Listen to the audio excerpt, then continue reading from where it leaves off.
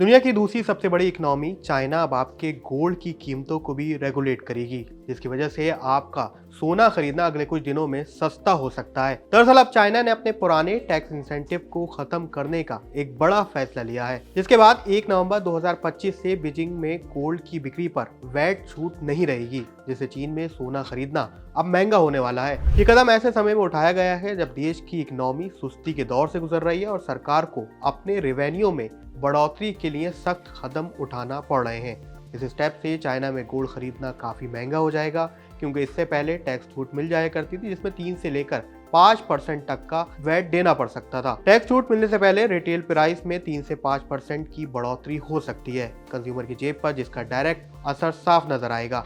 Gold jewellery और investment item की cell में इस दौरान काफी डिप आने के चांसेस बताए जा रहे हैं, यानी जिसका सीधा मतलब है कि चाइना, जो कि दुनिया की सबसे बड़ी गोल्ड मार्केट है, यहाँ डिमांड कम होने से भारत जैसे बाजारों में डिमांड पर असर पड़ेगा और कुछ समय के लिए ग्लोबल कीमतें स्टेबल भी हो सकती हैं।